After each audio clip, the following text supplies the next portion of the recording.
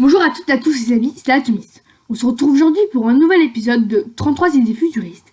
Nous allons parler de l'hypothèse la sélection naturelle de Darwin s'appliquerait à l'échelle du cosmos.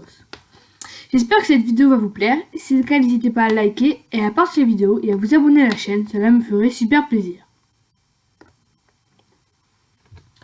La sélection naturelle de Darwin s'appliquerait à l'échelle du cosmos. Tout d'abord, qu'est-ce que la sélection naturelle de Darwin ? La sélection naturelle est le mécanisme qui implique que les individus d'une espèce les mieux adaptés vont survivre et se reproduire d'une génération à l'autre. Les individus sont donc de mieux en mieux adaptés à leur environnement de par le passage des gènes liés au caractère avantageux. Prenons un exemple très simple avec des girafes. Il y a un arbre dans la savane, il y a deux girafes. La première girafe étant trop petite, ne peut manger et meurt, tandis que la deuxième est assez grande, continue à vivre, se reproduit, et donc la prochaine génération de girafes sera mieux adaptée aux grands arbres de la savane, car il y aura plus de girafes capables de manger et de survivre. Cela pourrait s'appliquer donc à l'échelle de l'univers. Univers par an, bébé univers. Si l'on accepte la possibilité d'univers multiples, une autre surprise de taille apparaît.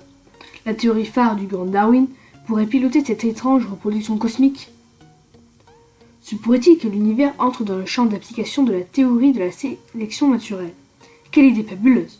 Bien sûr, il s'agit d'une proposition très spéculative, mais tellement intéressante que cela vaut la peine de s'y arrêter pour la considérer. Le point de départ est le suivant. De multiples indices semblent montrer que notre univers n'est pas unique, qu'il existerait des milliards d'univers dans une sorte de métacosmos, appelé le multivers. Mais tous ces univers sont-ils strictement indépendants ? La théorie de la relativité montre en effet que les trous noirs, ces sortes de gouffres cosmiques, pourraient, dans des conditions bien précises, connecter un univers à un autre. Ils joueraient alors le rôle de porte d'entrée à de véritables tunnels d'espace-temps. Les trous noirs sont d'étranges objets célestes qui se forment lors de la mort de grosses étoiles. Lorsque ces étoiles atteignent la toute fin de leur vie, l'extérieur de l'astre explose. C'est le phénomène de supernova, tandis que l'intérieur implose, c'est-à-dire qu'il s'écrase sur lui-même. Cet effondrement crée une région tellement dense en matière qu'il en résulte une puissante déformation de l'espace-temps qui pourrait bien se transformer en un tunnel. Et c'est le cœur de l'étoile qui vient de mourir, englouti dans le trou noir, qui servirait de matière pour donner naissance à un nouvel univers. Il faut bien comprendre que ce nouvel univers, qui marquerait la sortie du trou noir, n'apparaîtrait que dans notre propre univers, mais dans des dimensions parallèles aux nôtres. Il nous serait alors invisible, mais tout à fait réel. Bref, les étoiles mourantes produisent des trous noirs qui, à leur tour, pourraient engendrer des bébés univers. L'univers de départ serait l'univers parent. Mais les univers parents, après leur expansion, deviendraient adultes et pourraient ainsi produire d'autres univers enfants. Toute une série d'univers imbriqués les uns dans les autres serait alors produite, dessinant en quelque sorte un arbre généalogique d'univers avec des milliards de branches et des milliards de générations. Chacun de ces univers aurait des variantes, des genres de mutations. Par exemple, certains contiendraient des étoiles, des planètes, d'autres non. Et, un peu comme la reproduction des êtres vivants, il y aurait des univers qui se reproduiraient mieux que d'autres, avec des lignées plus ou moins fournies en descendants. Une question fascinante vient alors à l'esprit. Quel univers se reproduisait le mieux ? Ceux qui contiennent des étoiles, puisqu'il faut une étoile pour produire un trou noir, puis un bébé univers. Mais les univers dotés d'étoiles sont justement ceux qui sont susceptibles d'abriter la vie. Comme sur Terre, la chaleur délivrée par l'étoile en est en effet une des conditions qui président à l'apparition du vivant.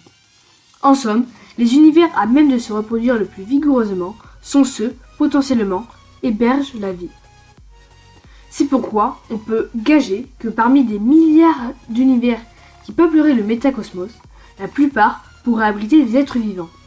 Ainsi, c'est en vertu d'un principe de sélection naturelle cosmique que peut-être la vie pourrait apparaître relativement facilement dans ce supracosmos. Il y a encore plus fabuleux. Cette théorie d'une sélection naturelle cosmologique produit des prédictions vérifiables par des observations. Il s'agit donc d'une théorie falsifiable, c'est-à-dire qui peut être démontrée fausse, et donc d'une véritable théorie scientifique. Ce qui est assez extraordinaire, étant donné sa portée quasi métaphysique. Une première prédiction concerne la masse maximale des étoiles à neutrons, un genre d'étoile très dense, qui ne pourrait pas dépasser environ 2 fois la masse du Soleil. La seconde concerne l'uniformité du rayonnement du fond cosmologique, cette relique du début de l'univers qui est analysée en détail depuis une vingtaine d'années. Puisque ces deux prédictions n'ont jamais été infirmées à ce jour, tous les espoirs restent permis. Cette idée de sélection naturelle cosmologique vient du physicien Lee Smalley. C'est la fin de la vidéo, j'espère qu'elle vous aura plu. Si c'est le cas, n'hésitez pas à liker et à partager la vidéo, à vous abonner et à activer la cloche de notification pour ne rater aucune de mes prochaines vidéos. On se retrouve la semaine prochaine pour un épisode de 20 petites leçons de physique quantique sur la dualité onde-corpuscule.